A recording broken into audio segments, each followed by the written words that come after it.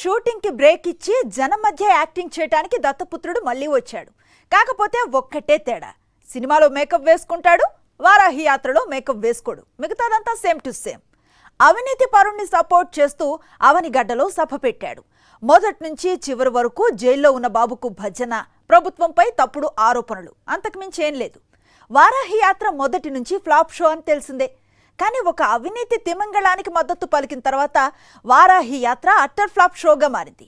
మొదటి ఆటకే జనాలు నిల్, సైనికుల అసంతృప్తి ఫుల్ అన్నట్లుగా మారింది పరిస్థితి. ఇంతకీ అవినీతి పరుడితో పొత్తు ప్రకటనతో అంతా వికటించిందా? జైల్లో ఉన్నోడికి జేజేలు పలకటంతో కథ బెడిసి కొట్టిందా? ఇంతకీ జనసేన కమలంతో ఉన్నట్లా లేనట్లా? పవన్ ఎప్పుడు ఎవరితో కలుస్తాడో, ఎప్పుడు ఎవరికి కటిఫ్ చెప్తాడో ఎవ్వరికీ తెలియదు. ఇది ఆయన పర్సనల్ లైఫ్ గురించి కాదు, పొలిటికల్ లైఫ్ గురించి. తుప్పు పట్టిన సైకిల్ ఎక్కాలని పవన్ ఎప్పటి నుంచో ప్రయత్నిస్తున్నాడు. కొంతకాలం చెట్టుచాటు ప్రేమాయణం నడిచింది. కానీ టీడీపీతో మళ్లీ పెళ్లికి సరైన ముహూర్తం కుదరలేదు. ఎట్టకేలకు తన దత్త తండ్రి అవినీతి కేసుల్లో అడ్డంగా దొరికిపోయి జైలుకెళ్లిన తర్వాత గాని ఆ ముహూర్తం కుదరలేదు. ములాఖత్ పేరుతో జైలుకు పోయి అక్కడ మిలాఖత్ చేసుకుని వచ్చాడు దత్తపుత్రుడు. జైలు బయట పొత్తు అధికారికంగా ప్రకటించిన తర్వాత అట్నుంచటే షూటింగ్ కి పోయాడు. ఇప్పుడు దానికి బ్రేక్ ఇచ్చి జనం మధ్యకొచ్చాడు. వచ్చిందే మొదలు బాబు భజన చేయడం మొదలు పెట్టాడు. మరి ఈ వారాహి యాత్రలో పవన్ కొత్తగా చెప్పిందేమీ లేదు, అంతా పాత కథ. ప్రభుత్వాన్ని, ముఖ్యమంత్రిని విమర్శించడమే పనిగా పెట్టుకుని చంద్రబాబు ఇచ్చిన ప్యాకేజీకి న్యాయం చేస్తున్నాడు. సీఎంను దూషించడానికి, తనకు తోచిన అబద్ధాలు చెప్పడానికే ఆయన ఈ సభను వాడుకున్నాడు. మొన్నటి వరకు జనసేన ప్రభుత్వం అంటూ మాట్లాడేవాడు. ఇప్పుడు సంకీర్ణ ప్రభుత్వం అంటూ కొత్త రాగం అందుకున్నాడు. అంటే మొన్నటి వరకు నిద్రలో కలలు కనేవాడు ఇప్పుడు పొద్దున్నే పగటి కలలు కనడం మొదలు పెట్టాడు. ఆలు లేదు చూలు లేదు అన్నట్టుగా ఈసారైనా ఈయన గెలుస్తాడో లేదో తెలియదు, కానీ అప్పుడే సంకీర్ణ ప్రభుత్వం అంటున్నాడు.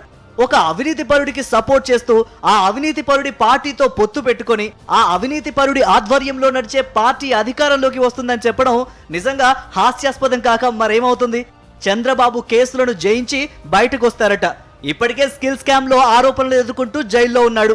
దానికి తోడు Amaravati ring road, fibre grid, ఇలా చాలా అవినీతి కేసులు క్యూ కట్టేసి ఉన్నాయి. 14 ఏళ్లు సీఎంగా 40 ఏళ్ల రాజకీయ అనుభవంతో దోచుకోవడం, దాచుకోవడం, తన వారికి దోచిపెట్టడం తప్ప ప్రజలకు పైసా ప్రయోజనం చేకూర్చని అవినీతి తిమింగలం అంత ఈజీగా అవినీతి కేసుల నుంచి బయటపడడం సాధ్యమేనా? ప్యాకేజీల కోసం పార్టీని తాకట్టు పెట్టే పవన్ కళ్యాణ్ లాంటి వ్యక్తి బాబు సచ్చీలుడు అని సర్టిఫికెట్ ఇవ్వడం కామెడీ కాక మరేమవుతుంది? ఒక అవినీతి పరుడితో పొత్తు కన్ఫర్మ్ చేసిన తర్వాత సొంత పార్టీలోనూ పవన్ కు షాక్లు తగులుతున్నాయి. అదే సీన్ అవనిగడ్డ సభలో కనిపించింది. పెద్దగా స్పందన కూడా లేదు. మళ్ళీ పక్క పార్టీల జెండాలు మోయాల్సిందేనా అంటూ సైనికుల మొహాల్లో ఒకంత నిరుత్సాహం కనిపించింది. అందుకే సీఎం పదవి ఇస్తే సంతోషంగా స్వీకరిస్తా అంటూ మధ్య మధ్యలో చెప్పుకొచ్చాడు పవన్. ఇదెందుకంటే సినిమా డల్ గా సాగుతున్న టైంలో ఒక ఫైటో, ఒక డైలాగో, లేదంటే ఒక ఐటమ్ సాంగో పెడితే ఎలా ఉంటుందో ఇది కూడా అలాంటిదే. అవేవి సినిమాను హిట్ చేయలేవు, కానీ తాత్కాలికంగా థియేటర్లో ప్రేక్షకులను ఉత్సాహపరుస్తూ ఉంటాయి. సీఎం పదవి ఇస్తే స్వీకరిస్తా అంటూ పవన్ చెప్పే డైలాగ్ కూడా అలాంటిదే. ఈ మధ్య పవన్ నీతి సూక్తులు కూడా చెబుతున్నాడు. డబ్బులకు మీ ఓటును అమ్ముకోవద్దు అని చెబుతున్నాడు. నిజమే, ప్రజాస్వామ్యంలో ఓటు ఒక ఆయుధం లాంటిది, దాన్ని అమ్ముకోకూడదు. కానీ ప్యాకేజీల కోసం పార్టీని విడతల వారీగా తాకట్టు పెట్టే పవన్ లాంటి వ్యక్తులు ఇలాంటి నీతి సూక్తులు చెప్పడానికి అనర్హులు. అంతేకాదు పవన్ మాటల్లో మరో అంతరార్థం కూడా ఉంది. మీరెవరూ మీ ఓట్లు అమ్ముకోవద్దు, నేనే గంపగుత్తగా అందరి ఓట్లు కలిపి బాబుకు అమ్మేస్తాను అన్నదే పవన్ మాటల్లో అంతరార్థంగా కనిపిస్తోంది. అంతేకాదు వారాహి యాత్రలో మళ్ళీ అవే పాత డైలాగులు చెబుతూ వచ్చాడు పవన్ కళ్యాణ్. అతనికి కులభావన లేదట. మరి ఏపీలో కులభావన పోయింది. గత ఎన్నికల్లో కాపులు కూడా వైఎస్ఆర్ కాంగ్రెస్ పార్టీకే ఓటేశారు, కనీసం కులభావన అయినా పెంచుకోండి అంటూ గతంలో హితబోధ చేసింది ఈ దత్తపుత్రుడే కదా. కృష్ణా జిల్లాలో అవనిగడ్డ, బందరు, పెడన, కైకలూరు మాత్రమే వెళ్తాడట. మరి ఈ 4 నియోజకవర్గాలే ఎందుకు అంటే కాపు ఓట్ల కోసమేగా పవన్. మొన్న ఎన్నికల్లో ఉన్న గ్లాసు పోతే మళ్ళీ ఎలక్షన్ కమిషన్లో రెండో గ్లాసు ఇచ్చారు. ఈ రెండో గ్లాసులో ఆమోదం కూడా ఎక్కడంటే అంబాజీపేట ఆమోదం చాలా బాగుంటుంది. అంబాజీపేట ఆమోదం, కోనసీమ కొబ్బరి నూనె, ఆయిల్ ఈ గ్లాసులో వేసుకుని బాగా తిప్పు.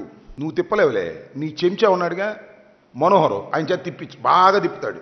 ఆ తిప్పుకుని ఓ పాత గుడ్డ తీసుకుని నువ్వు మన మనోహరు ఆ తుప్పు పట్టిన సైకిల్ ఉంటుందే ఆ సైకిల్కి మొత్తం తుడవండి, జైలు నుంచి వచ్చి తొక్కుతాడు. సిగ్గుండాలి, సిగ్గు సెలవలేని వాడివి నువ్వు. అసలు మ్యాటర్లోకి వస్తే డిఎస్సి ప్రకటన ఏది అనేది పవన్ ప్రశ్న. టీచర్ ఉద్యోగాల ప్రకటన త్వరలోనే ఉంటుందని తాజాగా మంత్రి బొత్స ప్రకటన చేశారు. దానికి అదే ఆన్సర్. మరి 2014లో బాబు వస్తేనే జాబ్ వస్తుంది అని ఇంటికో ఉద్యోగం ఇస్తానని చెప్పి మోసం చేసిన బాబును ఈ దత్తపుత్రుడు ఎందుకు ప్రశ్నించలేదు? అప్పుడు ప్యాకేజీ అడ్డొచ్చిందా? బాబు హయాంలో 34,000 ఉద్యోగాలు భర్తీ చేస్తే సీఎం జగన్ హయాంలో ఏకంగా 2.07 లక్షల ఉద్యోగాలు ఇచ్చారు. పవన్ నీకు ప్యాకేజీ ఎక్కువై సరిగ్గా కనిపించడం లేదు కానీ బాబు హయాంలో మూతపడిన 1785 స్కూల్స్ ను తెరిపించి నాడు నేడు పేరుతో అభివృద్ధి చేసింది జగన్ సర్కారే. విద్యారంగం సంస్కరణల మీద పెట్టిన ఖర్చు 69,239 కోట్లు. అయినా నీకు ఇవన్నీ ఎందుకు కనిపిస్తాయిలే, నీకిచ్చే ప్యాకేజీ పెద్దది కదా. అదంతా సర్లే గాని టీడీపీ జనసేన సంకీర్ణ ప్రభుత్వం అంటున్నావు, మరి మధ్యలో బీజేపీని ఏం చేస్తావు? జైల్లో బాబును కలవక ముందు వరకు 3 పార్టీలు కలిసి వెళ్లేలా ప్రయత్నిస్తా అన్నావు. బాబుతో పోతు తర్వాత బీజేపీ ప్రస్తావనే తేవట్లేదు అంటే మళ్ళీ బీజేపీకి విడాకులు ఇచ్చినట్టేగా పవన్. ఇలా రోజుకో పార్టీతో కలవడం, రోజుకో పార్టీని వదిలేయడం, రోజుకో మాట మాట్లాడడం, ఇలాంటి నిన్ను ఒక అవినీతి పరుడు నడిపిస్తున్న పార్టీని నమ్మి ప్రజలు ఓట్లేస్తారనుకుంటున్నావా? అలా అనుకుంటే ఖచ్చితంగా అవి పగటి కలలే అవుతాయి.